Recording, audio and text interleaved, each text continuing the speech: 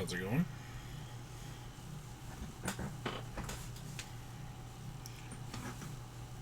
Hope you all are doing okay today.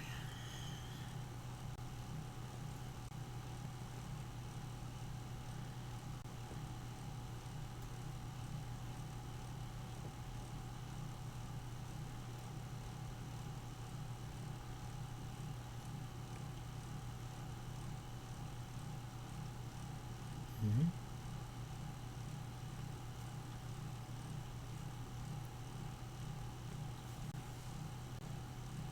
Doing all right, yeah. For Monday.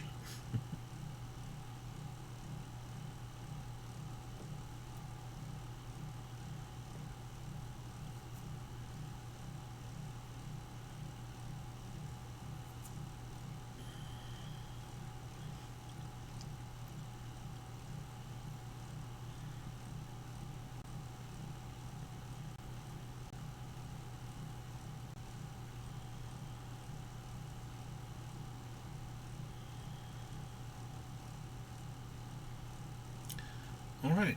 Were there any questions over 5.4 last time or 5.3?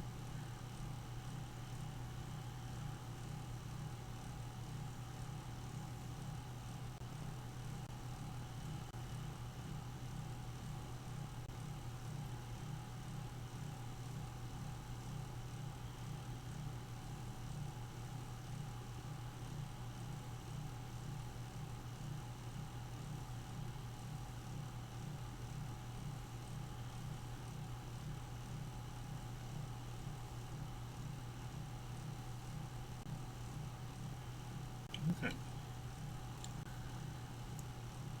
Today we will cover section 6.1, and again Wednesday, section 6.2. I'll probably go ahead and upload the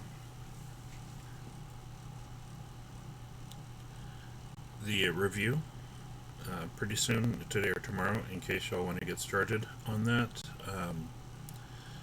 But on next week, we'll review on Monday and then have our test on Wednesday over chapter 5 and 6. Okay. All right.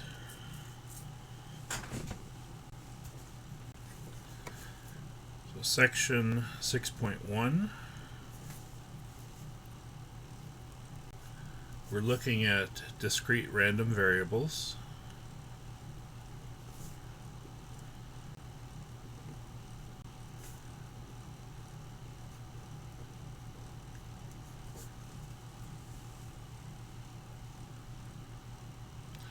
And so we start off with a couple of definitions, as is tradition anytime we start a new chapter.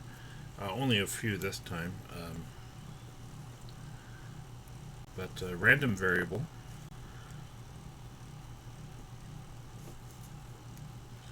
This is a numerical measure.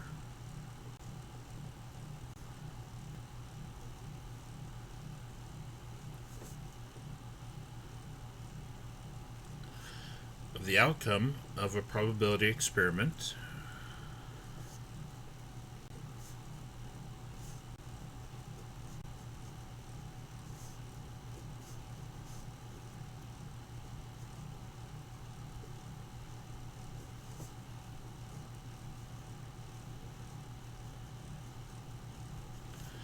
That has its outcome determined, or that is determined by chance.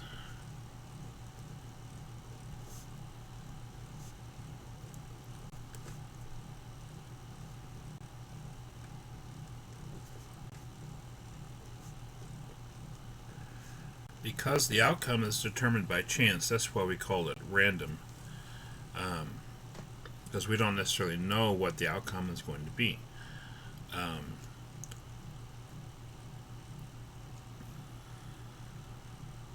So that's what makes our random variable. Now, specifically, you'll notice in this section we're looking at discrete random variables. And so when we use the word discrete here, It basically means the same thing that we were using it as in chapter 1.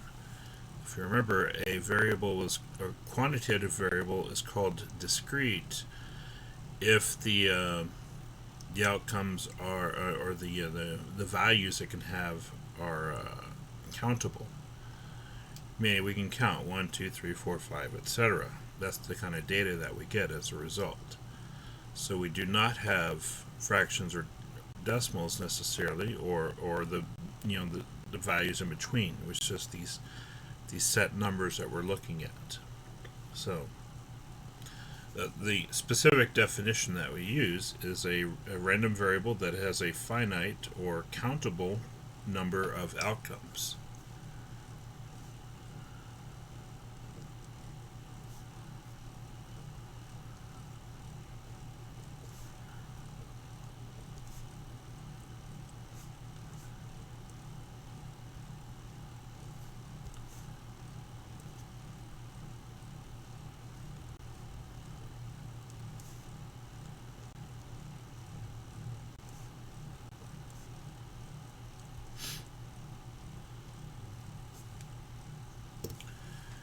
Okay.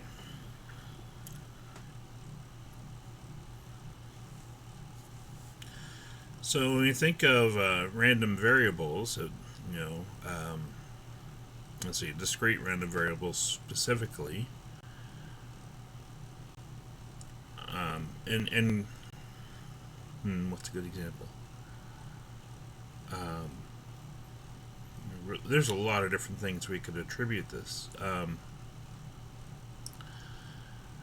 The number of points that a basketball player will score in a particular game would be a discrete random variable, although we don't it's not really determined by chance in that case. That's a little bit more of a different calculation. But there's ways to do it. That's something we'll actually talk a little bit more about in the next section. So I don't know if I should bring that up just yet. But we know that rolling a die is a random variable because it has 6 outcomes: 1, 2, 3, 4, 5, 6. And they have their own probability, and the outcome is determined by chance. So things like that is what we're talking about.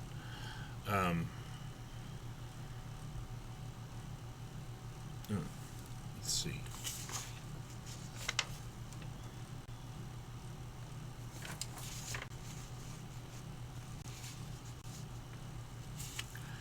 If we now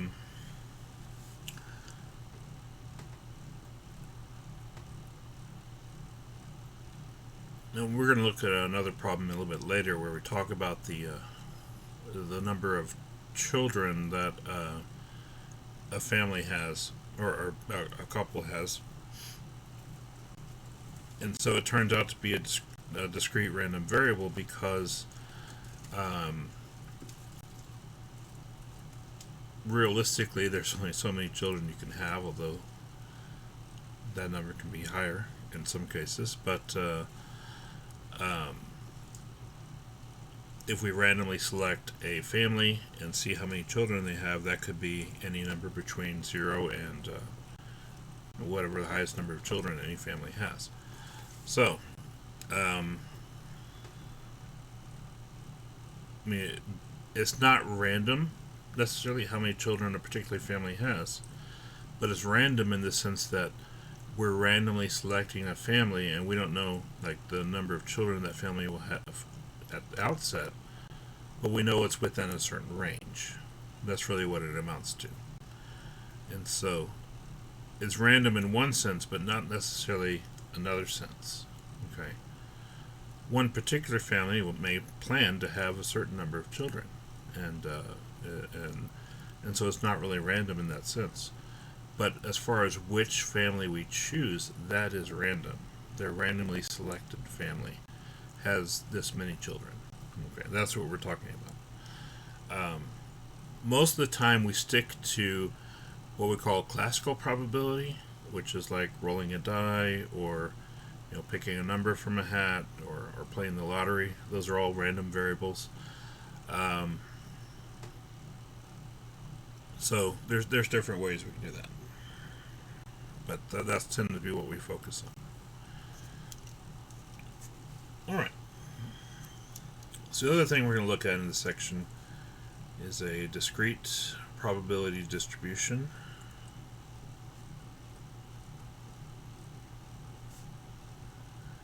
Now, a probability distribution, as we saw in early part of chapter 5, is basically like a frequency distribution or relative frequency distribution like we had discussed in chapter 2. But because we're talking about probability, we know that each outcome has to have a probability between 0 and 1.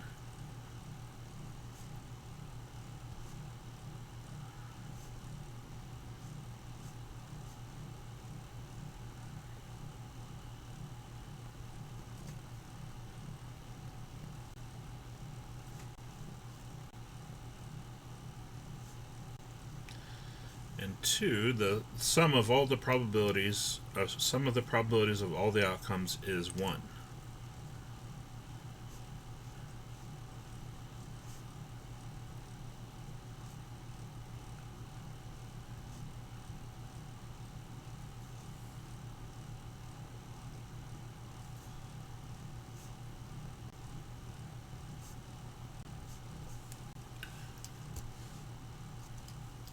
And again, that can be slightly off depending on rounding. Any rounding that has happened, we anticipate there might be a little bit of a difference from 1, but not a significant difference.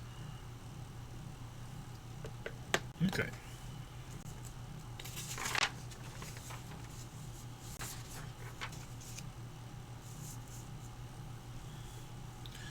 Let's look at a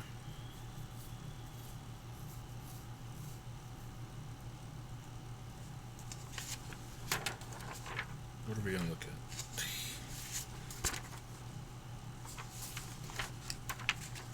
Let me get my book.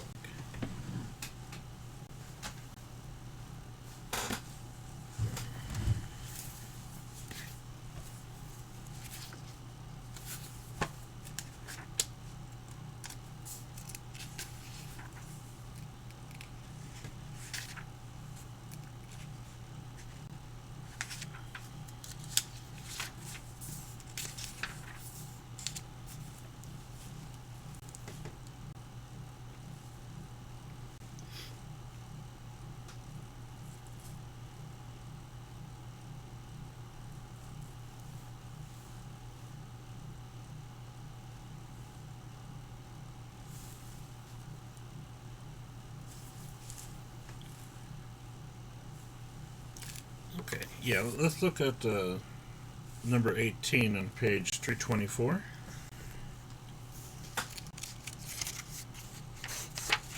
Sorry.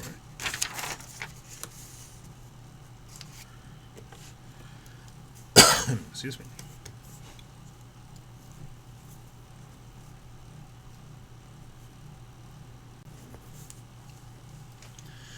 Now, in the following probability distribution, the random variable x represents the number of marriages an individual age 15 years or older has been involved in.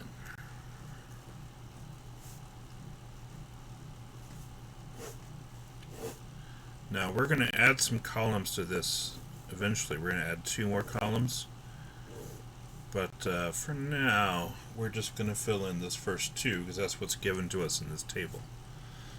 So x, 0, 1, 2, 3, 4, 5. Of course, I didn't draw it down far enough. Okay. And let's see, probabilities, we have 0.272, 0.575, 0.121, 0.027, 0.004, and 0.001. Now,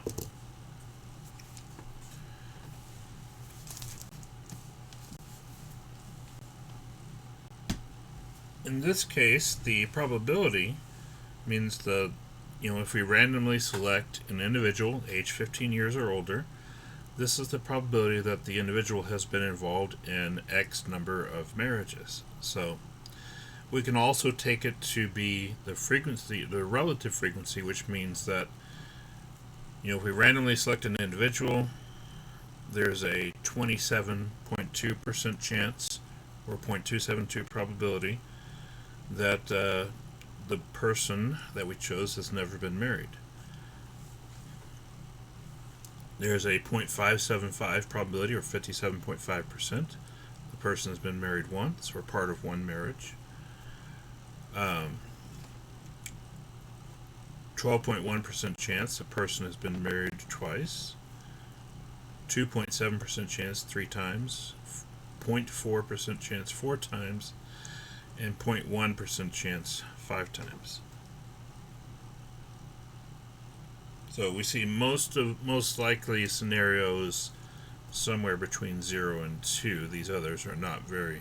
These are remember, these are all less than 5%, and we call that unusual.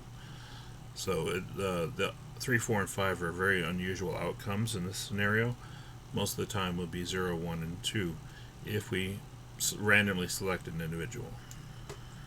Okay? So this is a discrete probability distribution. It's discrete because the numbers that we could potentially choose are all whole numbers, and we have the probabilities next to them, of course. And this should add up to 1, which I believe it does. Probably. Yes. Okay. Now, this question, they want us to find the mean and the standard deviation. Okay? Let's look at the mean first, and we'll look at the formula and then we'll apply it. The mean is equal to mu in this case. Remember, we used mu previously as the mean, or at least we discussed it previously. This is our Greek letter. It's a U with an extra leg in front.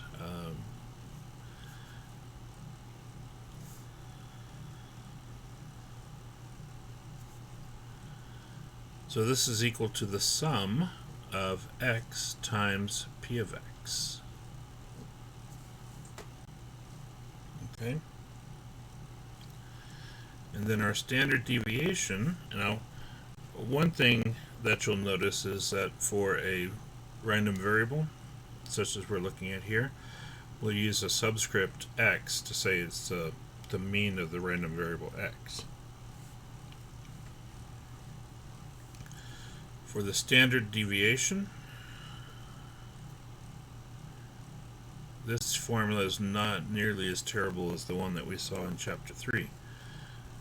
We use sigma, lowercase sigma, subscript x for the population, because we're looking at population, not samples. Okay? So standard deviation is equal to the square root of the sum of x squared times p of x minus mu sub x squared. So we'll actually have to calculate the mean first because we use that in our calculation for standard deviation. Okay, so once we find this, we'll use it here.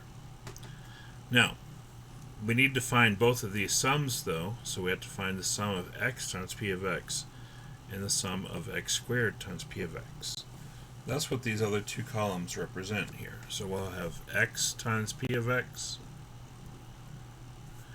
and x squared times p of x. And we'll have to, once we calculate those, we'll have to add them all together at the bottom. Okay? Now, x times p of x, that means we're just multiplying x times p of x going across. So 0 times 0.272, 0. 1 times 0.575 is 0.575. 2 times 0.121 is 0.242. 3 times 0.027 is 0.081. 4 times 0.004 is 0.016. And 5 times 0.001 will be 0.005. Now if we add that together, that gives us the mean. And let's see this, 5 and 5, 18, 19, carry 1, 8 and 8, and 4 is 20, 1, carry 2, so 9. So we could say the mean in this case is 0.919.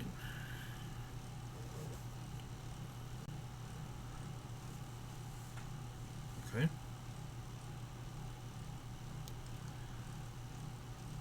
So we multiply across x times p of x, and then we add this column up, so we get 0.919. And what that tells us is the average individual is married in,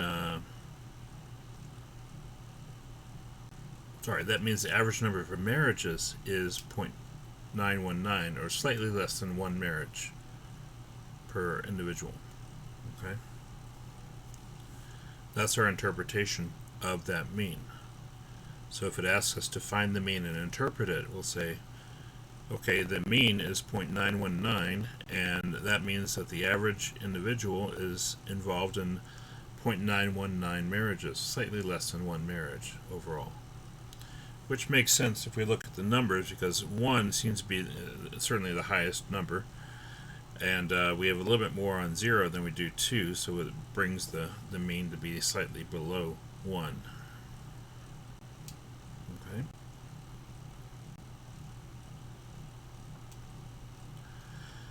Now, we need to find x squared times p of x. So we'll have to square x and then multiply it by p of x.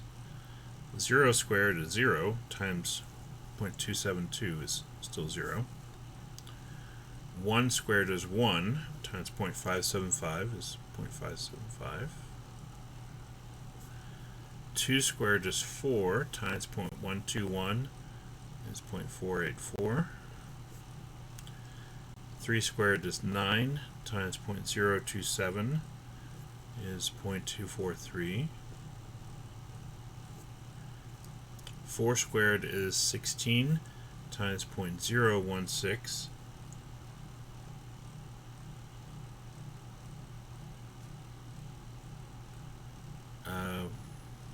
No, sorry, 16 times 0.004. So it'll be 0.064.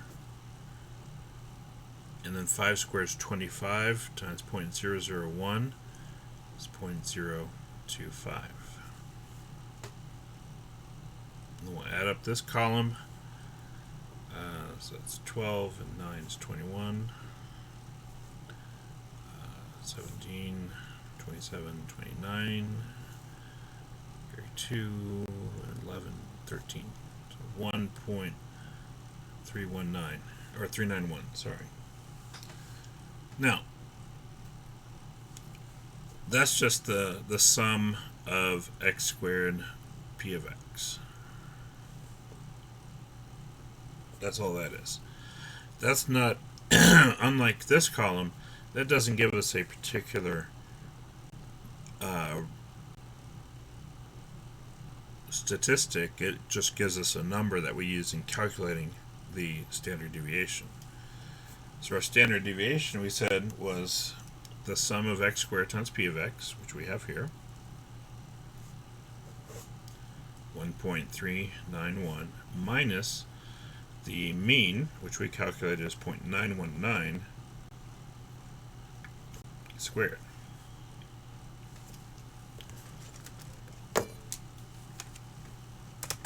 Okay. And so we go through and calculate. We have square root of 1.391 minus 0.919 squared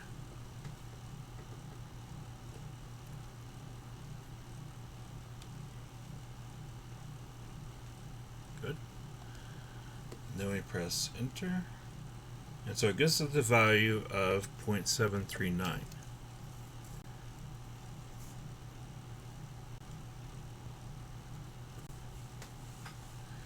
So a randomly selected individual has been part of, and again this individual is over the age of 15, has been part of 0.919 marriages with the standard deviation of 0.739 marriages.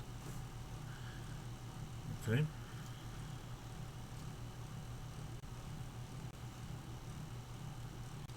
Now, one question a student from my other class had is it possible for this number to be greater than 1? And the answer is yes. This number is the mean outcome that we expect over here. Okay? So if it turned out that we lived in a society where people got divorced and remarried even more than they do now, and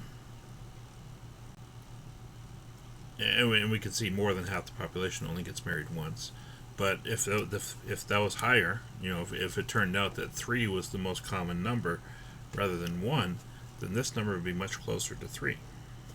Okay? So this is not referring to a probability or anything. This is referring to the actual number of marriages a randomly selected individual has been part of, and it could be higher than 1. Okay?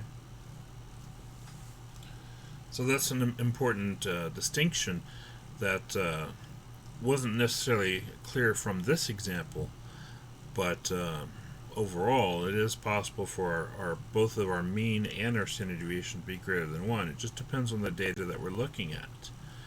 In this case, the data that we're looking at is generally low, and it's skewed to the right, so it's actually really low for the most part, between 0 and 2.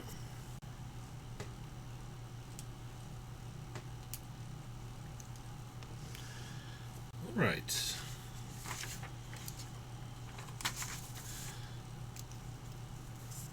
So let's look at problem 22.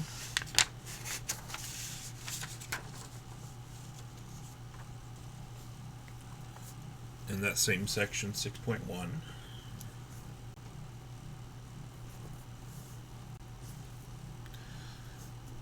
Now, I got rid of my book.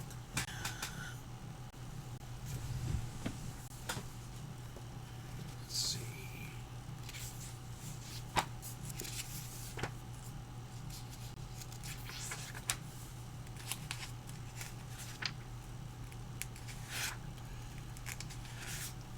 Okay, we're on page 325 now.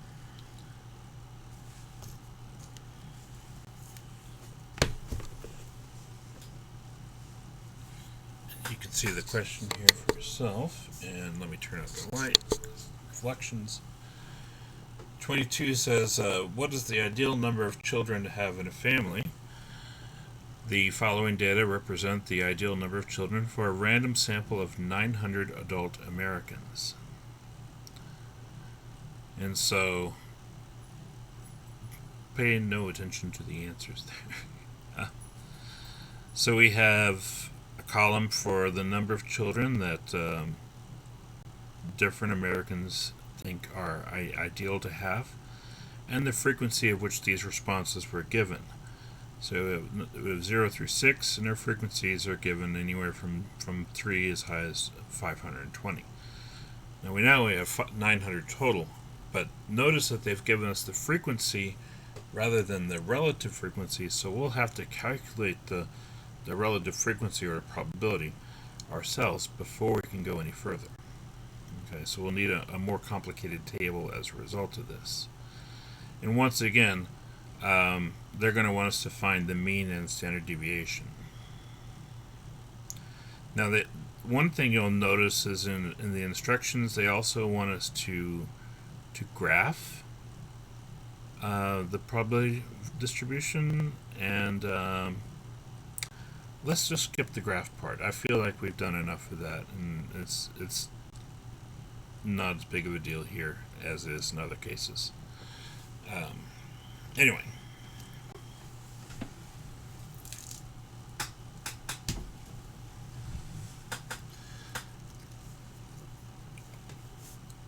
I need to zoom back out. Sorry. And turn the light back on. Alright, so we're going to make our table.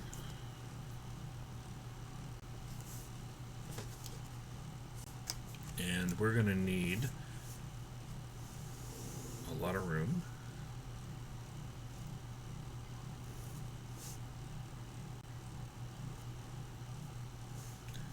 And I'll certainly need more space vertically.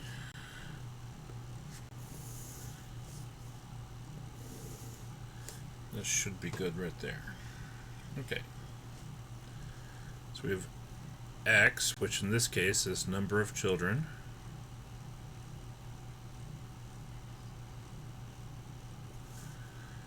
Zero, 1, 2, 3, 4, 5, 6. We have frequency.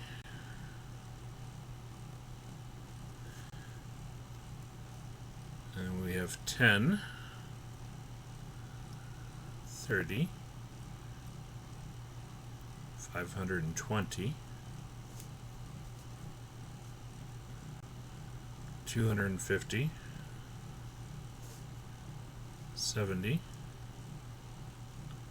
17, and 3 given as our values. Now we're going to make columns for p of x, x times p of x, and x squared times p of x. Similar to what we had before. Now, we know that our frequency adds up to 900 because there's 900 people in this survey. How are we going to calculate the probability of 0 if we know the frequency there is 10?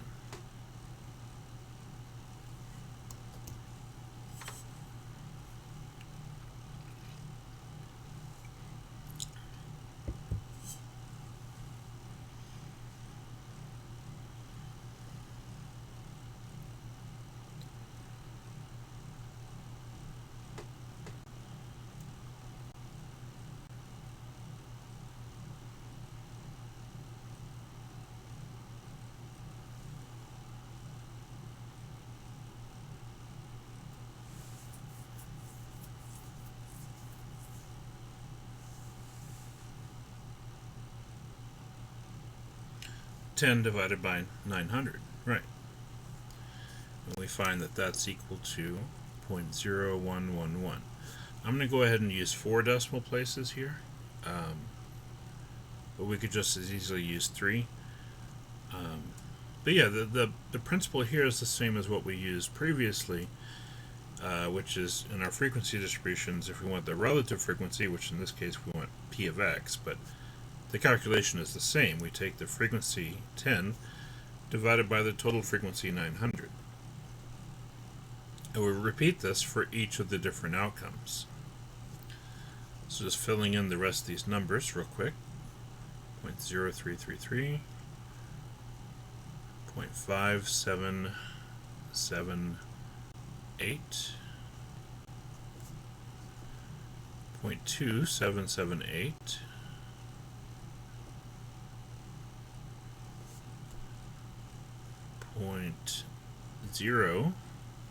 0.0778,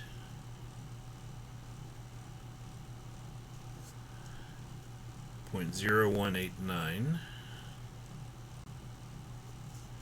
and 0.0033. So less than 1% of people want 6 kids.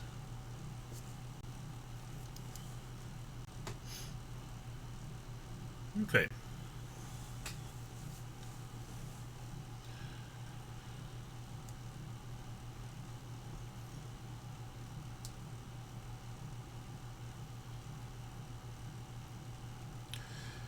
So now we can go ahead and fill out the rest of the table from there. So we need to find x times p of x for each of these values, and then x squared times p of x.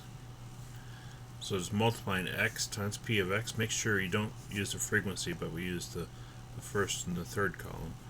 0 times 0.0111 is 0. 1 times 0.0333, 0.0333. 2 times 0.5778, it's 1.1556. 3 times 0.2778,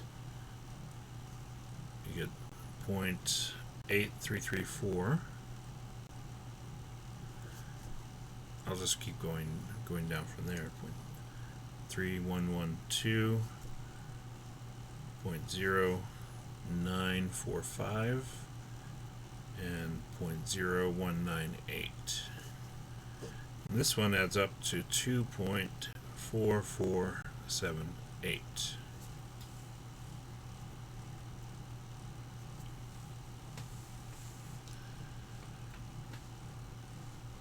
Okay.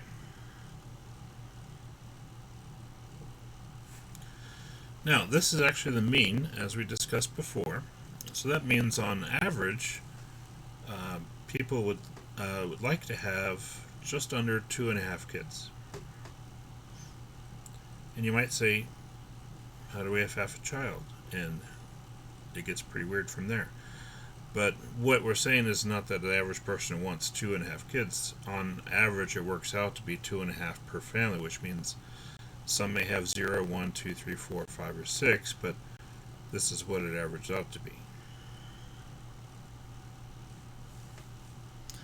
Okay, for this last column, we could do x squared times p of x, or we could do x times xp of x. So that gives us the same thing.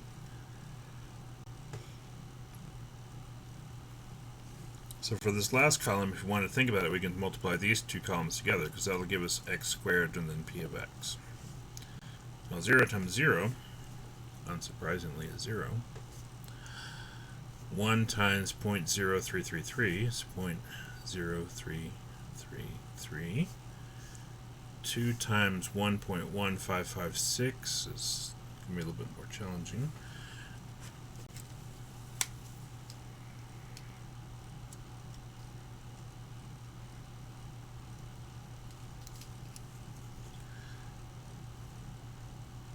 3, no, I did that wrong.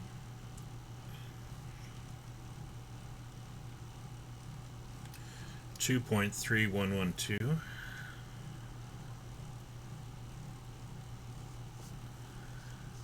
Let's see, 3 times 0.88, or sorry, 8.334. This is 2.5002.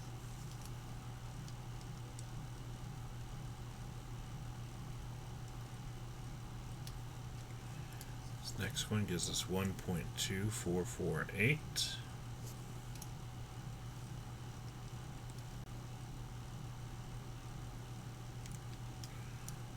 The next one gives 0.4725.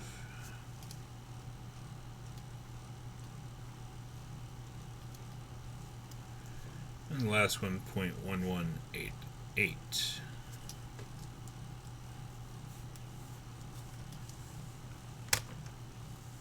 Okay.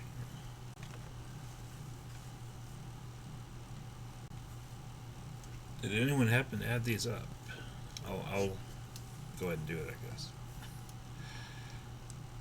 That's the tedious part of this is we can't really. I guess it's possible. I'm not sure. I've never tried it before.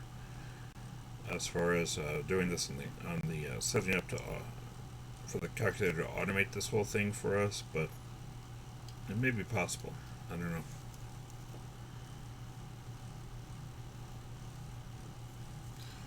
I came up with 6.6508, which looks reasonable for the numbers that we're seeing there.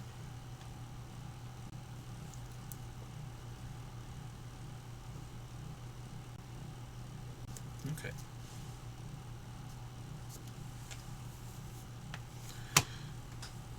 So we know our mean is 2.4478 children.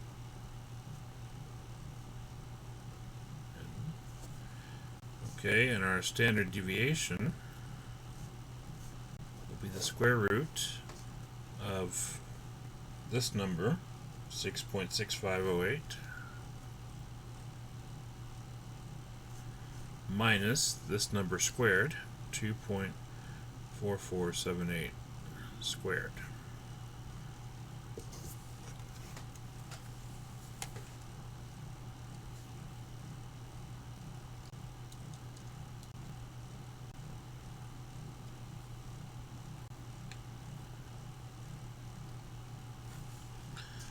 So we got a standard deviation of 0.8118.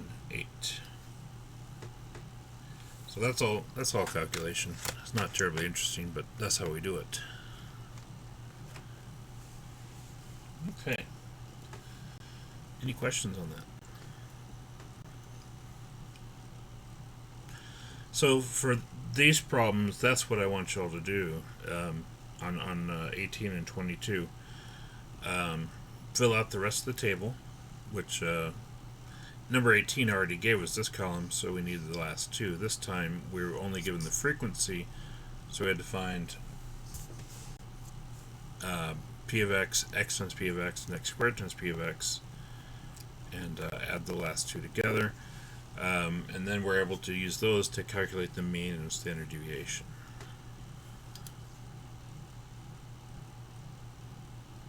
Okay.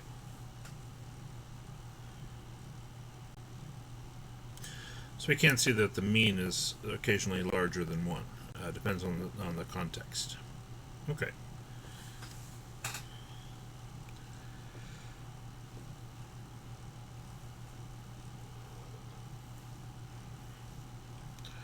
All right. The other topic we look at in this particular section is what's called expected value.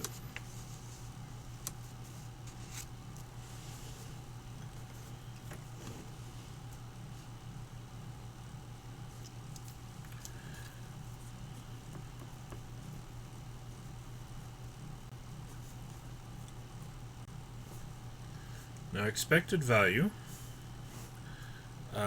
this is calculated the same as the mean.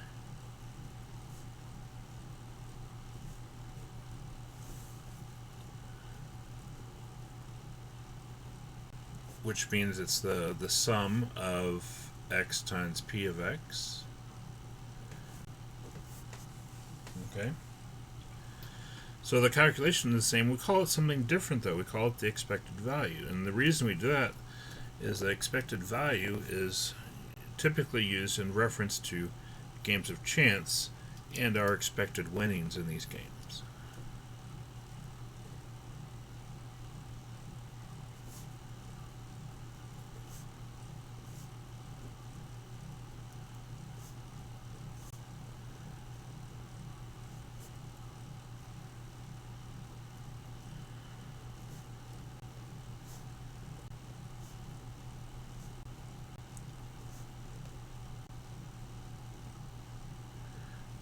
Now, when we say games of chance, it could be as simple as lottery, or it could be as complicated as any casino game that we find, not including slot machines. But, when you play blackjack or craps or similar, roulette, those are all games of chance in a casino or that we would encounter.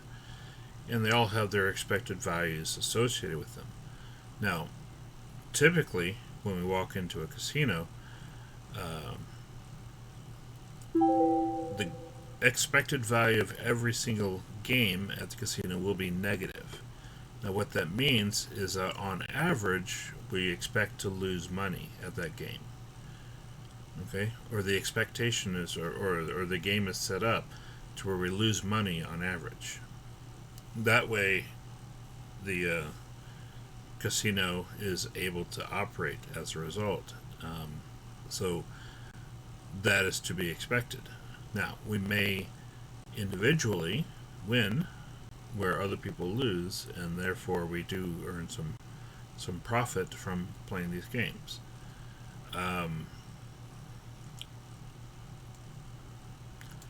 So that they all have their negative expectation, as we call it, but that doesn't mean we can't win. What that means is, in the long run, we should expect to lose. Okay, but we may experience some short-term victories. At which point we should stop. Which, for a lot of people, that's the issue, is stopping, and it's a real problem. And so the idea of expected value is every single time we play the game, this is how much we expect to win or lose on average. If we have a positive expectation, we should expect to win that much, which we would almost never see that unless someone is just wanting to give money away. If we have an expected value of 0, this is called a fair game. So expected value of 0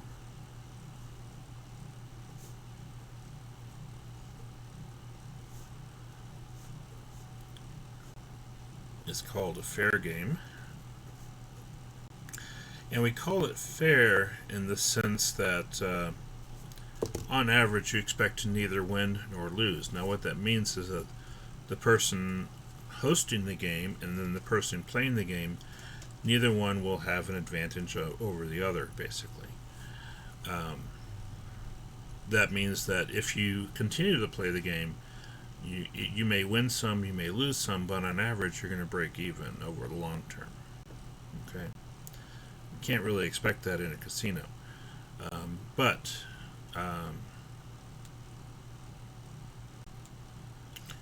lotteries more or less function like that. Although our lottery is set up to bring in money, so it's more gambling. Like the Texas lottery, it's actually a negative expectation. But not as bad as we might see in other scenarios. But that's because it's also meant to raise money for the state government for education and for other purposes.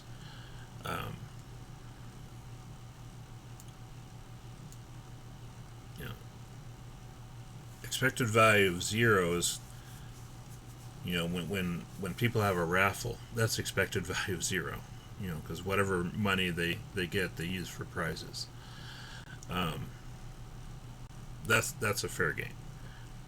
Technically, it's not gambling because you're paying money and then they're giving it back away. Now, if the goal of the raffle is to raise money, then it's not gambling anymore. Then it's charity. That's a fine line, but people have to define things as such. Anyway, so we're going to look at our expected value and how we can calculate. Well, we said it's calculated the same as the mean, but the issue is setting up the problem to begin with. Now, I created this problem in my other class, and it came out to be a fair game, which was unexpected, because I just created it at random. So I will try to create an unfair game, and we can use that as our example for this class. I'm going to need a little bit more room to write that down, so I'm going to go ahead and start a new page. Okay. So here's the description of the problem. A game is suggested to us at a party. This is post-pandemic, so we're all safe to go to a party.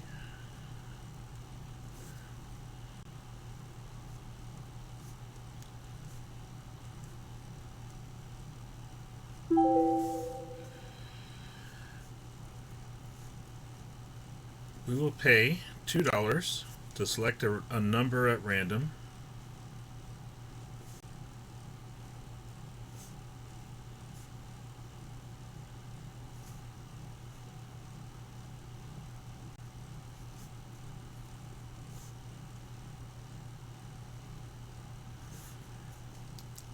From a hat that contains the numbers 1 through 10.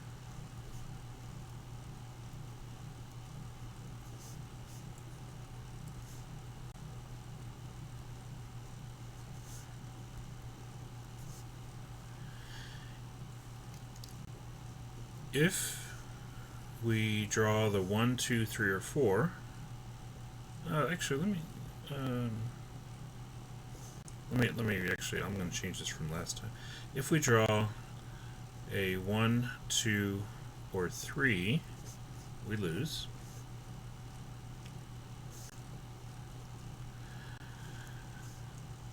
If we draw a 4, 5, 6, or 7, we win $1.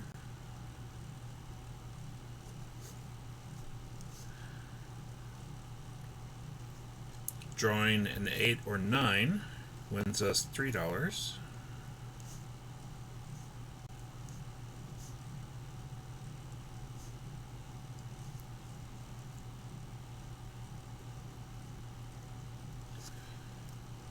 And finally, selecting the 10 wins $5.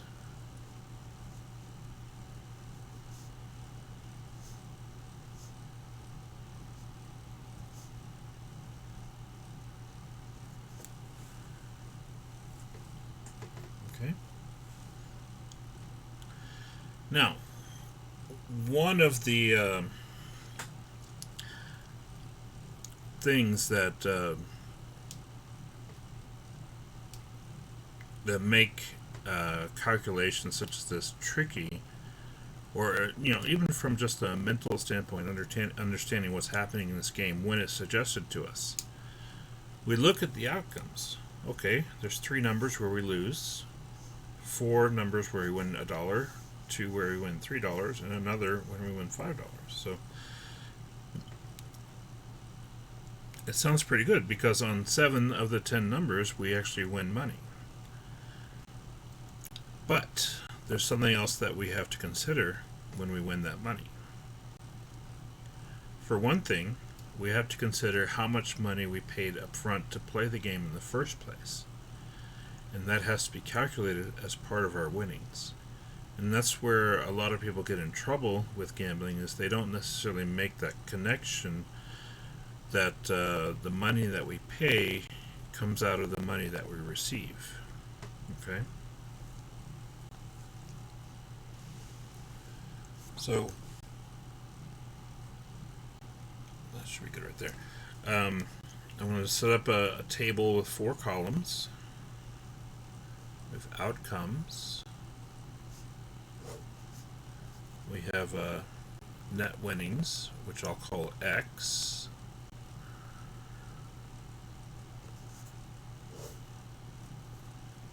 Then we have a column for P of X, and another column for X times P of X.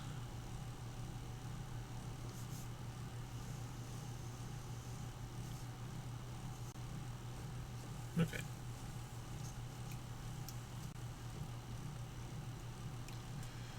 Now our outcomes are already clearly defined. There's really 4 different outcomes. 1, we draw a 1, 2, or 3.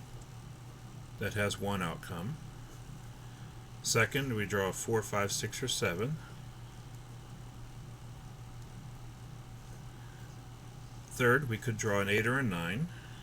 And we group those together because they all have the same result that goes with them. If we draw a 1, 2, or 3, we know that we lose. If we draw a 4, 5, 6, or 7, we know that we win $1, and so on.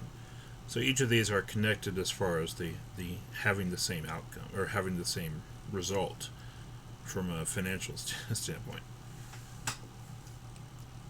Now, we know that if we pick the 1, 2, or 3,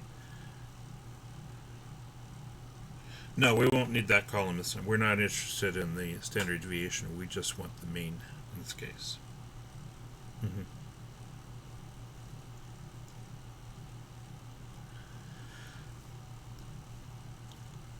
So let's think about how much money do we win if we choose the 1, 2, or 3. Well, We know that we lose, so we don't win anything if we choose the 1, 2, or 3. But we also have to remember that we paid $2 to play the game in the first place. So comparing where we started to where we finished, we've actually lost $2. Okay? So it's important that we count that $2 that we spend to play the game as part of each of these numbers that we write down for our net winnings, because we have to take into account the money that we paid up front minus 2 plus whatever money we win from that specific outcome or set of outcomes. Okay, so if we lose, if we draw a 1, 2, or 3, we actually have lost $2 because that's how much we paid to play the game in the first place. If we choose a 4, 5, 6, or 7, what are our net winnings in that case?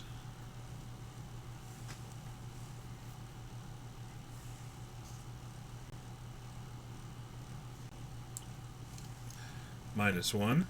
Because we win $1, but we already paid 2 to play the game, so we're actually down 1 from when we started. What if we choose the 8 or 9?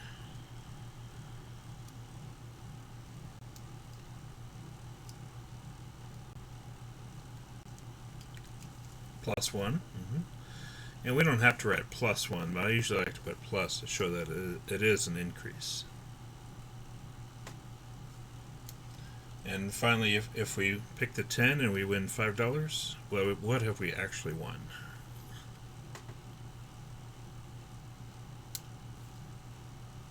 We've won $3, yeah.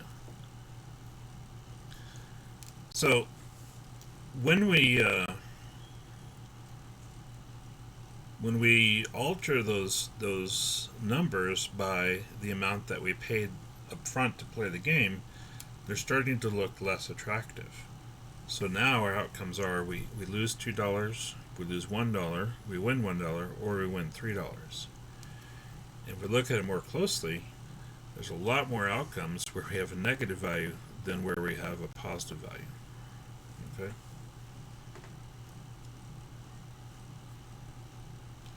Now, what's the probability that we choose a 1, 2, or 3? Now, for probability in this case, we think of it the same way we're talking about in Chapter 5, and there's the number of ways that can occur out of the total number of possible outcomes. So what do you think the probability of selecting the 1, 2, or 3 is?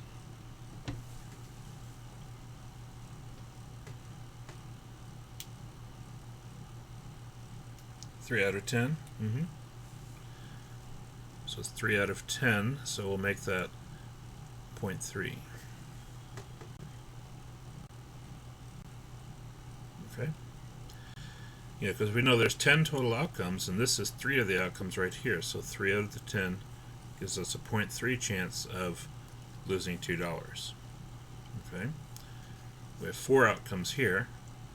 So 4 out of 10 chance, 0.4 for losing $1. 8 and 9, that's 2 outcomes out of 10.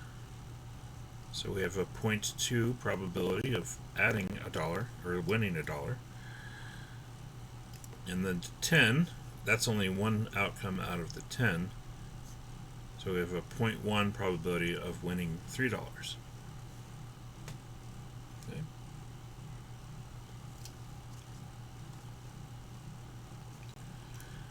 Now, we multiply x times p of x, so we'll take negative 2 times 0.3, so negative 0.6. Negative 1 times 0.4, so negative 0.4. Positive 1 times 0.2, positive 0.2. And positive 3 times 0.1, positive 0.3. Okay.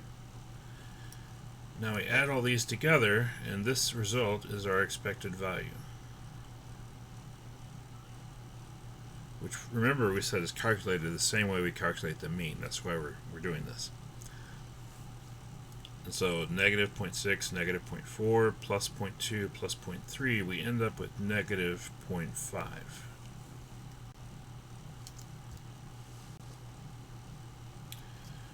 Now what does that mean? Now this is actually a dollar amount that we've arrived at. So that means we expect to lose negative $0.5 or negative 50 cents on average.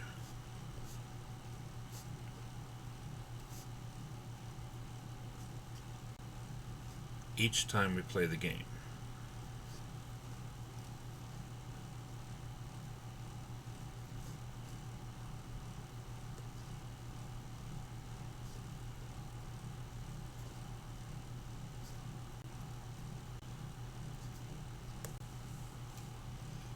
Okay?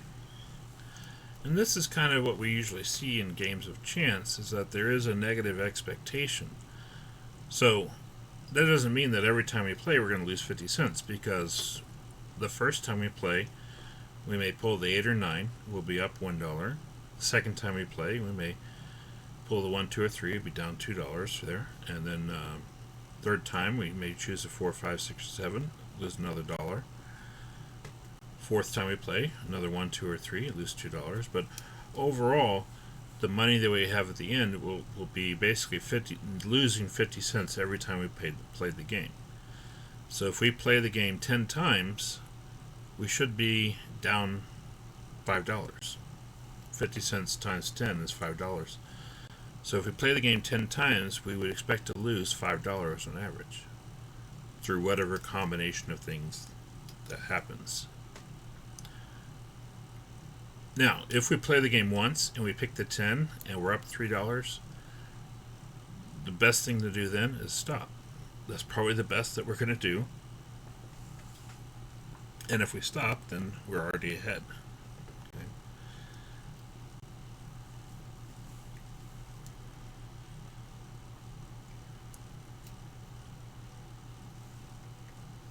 Any questions on this?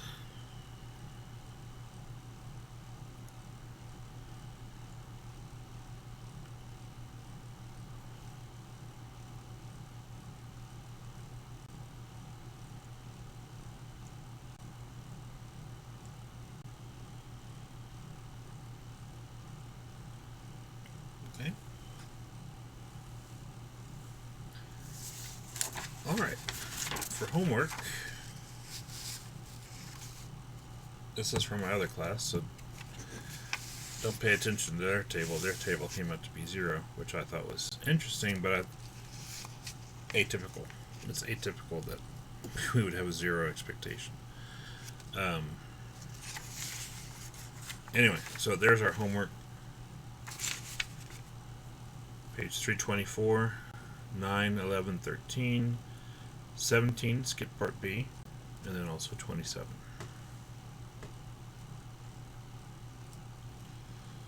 Any questions?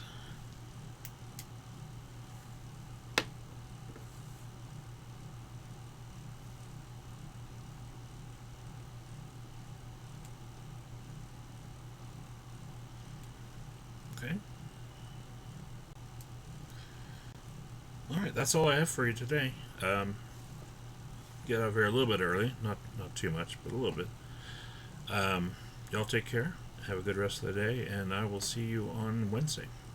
Have a good one.